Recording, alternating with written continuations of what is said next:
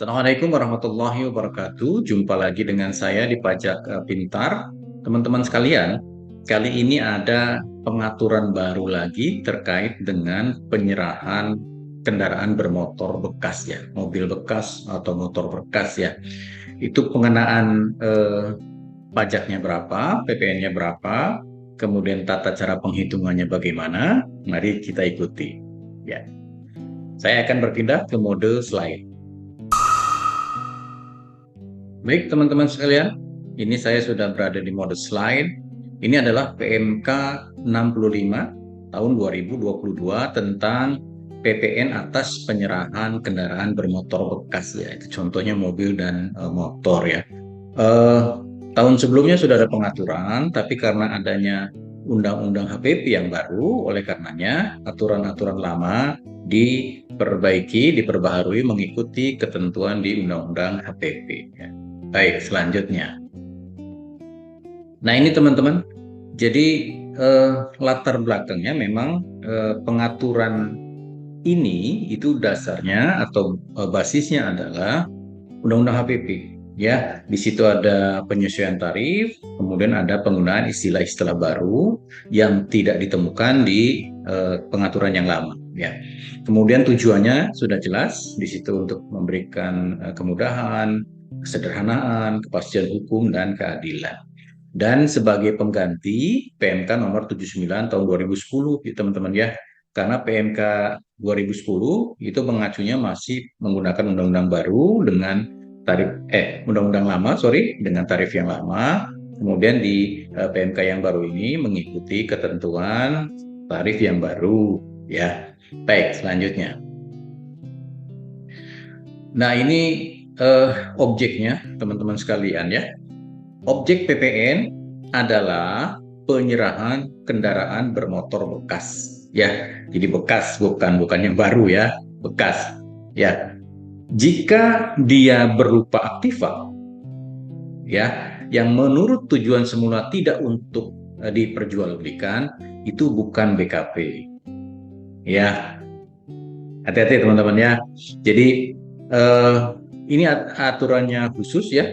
Aturnya khusus untuk penyerahan kendaraan bermotor bekas ya, baik motor baik mobil yang dulunya berupa aktiva yang menurut tujuan semula tidak untuk diperjualbelikan, itu bukan BKP ya. Di luar itu adalah BKP ya. Jadi PKP yang wajib menerapkan ini adalah PKP ya, pengusaha kena pajak. Otomatis aturan pengusaha kena pajak mengikuti aturan yang berlaku ya. Artinya mereka yang dikukuhkan sebagai pengusaha kena pajak. Untuk pengusaha kecil, dia bisa memilih bisa dikukuhkan sebagai PKP atau memilih tidak dikukuhkan sebagai PKP ya. Kemudian subjeknya yang berperan di sini adalah pedagang yang melakukan penyerahan kendaraan bermotor bekas. Ya, baik. Selanjutnya. Nah, ini tarifnya, teman-teman sekalian. Jadi di Undang-Undang HPP, sebagaimana kemarin kita sudah bicara tentang tembakau ya, itu kita di Undang-Undang HPP diperkenalkan istilah namanya besaran tertentu.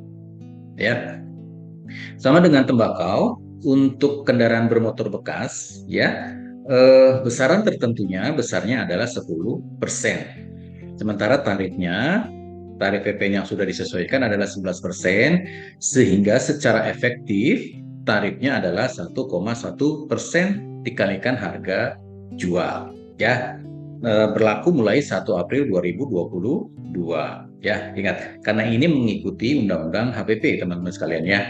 Tapi ketika nanti tarifnya disesuaikan kembali menjadi 12% PPN-nya ya, itu tarif efektifnya akan berubah menjadi 1,2%. Ya, sementara DPP-nya adalah harga jual, tidak termasuk PPN. Ya, misalkan harga jual kendaraan bermotor bekas 100 juta ya di luar PPN ya. Jadi PPN yang dipungut adalah 1,1% dikalikan 100 juta. Nah, seperti itu teman-teman sekalian. Baik, selanjutnya.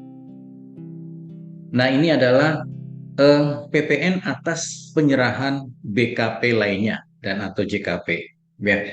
Jadi pedagang kendaraan bermotor bekas, ya, dia selain mem, selain jual beli kendaraan bekas, ya, mobil atau motor, mungkin dia juga melakukan penyerahan lainnya, misalnya spare part, ya, atau aksesoris kendaraan, ya, lampu ke apa dan lain sebagainya gitu ya, atau kaca film gitu ya. Nah, eh, di luar kendaraan bermotor bekas, ya, itu mengikuti ketentuan PPN yang biasa. Jadi tarifnya 11%, ya. Sementara untuk kendaraan bermotor bekasnya tetap 1,1% mengikuti besaran tertentu. Demikian juga, ya, yang di contoh 2 itu, jika PKP itu selain menyerahkan kendaraan bermotor bekas, dia ada jasa lainnya. Misalkan jasa cuci mobil gitu ya, atau jasa bengkel, reparasi gitu ya. Nah, atas jasanya, ya, jasa perbaikan itu dikenakan PPN sesuai dengan ketentuan biasa, ketentuan PPN pada umumnya ya. Jadi tarifnya 11%, ya. Untuk kendaraan bermotor bekasnya tetap 1,1%. Ya, baik. Selanjutnya, nah ini teman-teman sekalian, ini mekanisme pengkreditan pajak masukan. Ya, apakah pajak masukannya bisa dikreditkan, Pak? Nah, di ketentuan-ketentuan sebelumnya, ya, atas PPN yang dikenakan berdasarkan besaran tertentu, itu pajak masukannya tidak dapat dikreditkan. Ya, contohnya di sini PPN atas kendaraan bermotor bekas besaran tertentunya adalah 10% dikalikan tarif PPN 11% sehingga efektifnya 1,1%. Sehingga pajak masukannya tidak dapat dikreditkan. Lain halnya kalau PKP tersebut, pengusaha tersebut selain eh, menjual kendaraan bermotor bekas, dia menjual BKP lainnya, barang lainnya atau jasa, ya, dengan tarif umum, misalkan menjual aksesoris. Ya, aksesoris itu tarifnya umum 11%, sehingga pajak masukan ketika membeli aksesoris itu bisa dikreditkan. Nah, kayak gitu ya. Kalau dia tarifnya umum, berarti pajak masukannya bisa dikreditkan. Kalau tarifnya mengikuti besaran tertentu, pajak masukannya tidak dapat dikreditkan. Oh, kenapa, Pak? Oh iya, karena tarifnya memang sudah ditentukan 1,1%, sehingga seolah-olah, ya, besaran tertentunya 10%, 90%-nya adalah pajak masukan. Seperti itu kira-kira ya.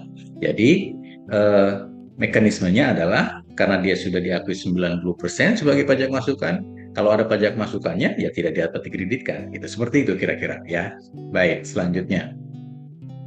Nah, ini adalah SPT masanya, ya. Jadi tetap teman-teman sebagai PKP, penjual kendaraan bermotor bekas, harus melaporkan transaksi dalam SPT masa PPN, ya. Baik, selanjutnya. Berlakunya kapan? Mulai 1 April 2022. Dan dengan demikian, PMK nomor 79 tahun 2010 itu dinyatakan tidak berlaku atau dicabut. Ya teman-teman, karena sudah ada pengaturan yang baru ya. Karena PMK 79 2010 base-nya atau dasarnya adalah undang-undang yang lama, sementara yang aturan baru itu mengikuti undang-undang HPP ya. Seperti itu teman-teman sekalian. Baik, selanjutnya. Nah, itu teman-teman sekalian. Ya, jadi eh, khusus untuk PKP, ya, pengusaha kena pajak yang melakukan penyerahan BKP berupa kendaraan bermotor bekas menggunakan tarif PPN besaran tertentu. Ya, besarannya berapa, Pak? Besarannya adalah 10%, tarif PPN-nya 11%, sehingga secara efektif tarifnya adalah 1,1%. Nah, seperti itu teman-teman ya. Baik, itu terkait dengan PPN kendaraan bermotor ya. Mudah-mudahan teman-teman bisa memahami ya. Sekian dulu dari saya. Terima kasih atas perhatiannya. Mohon maaf atas segala kekurangan. Assalamualaikum warahmatullahi wabarakatuh.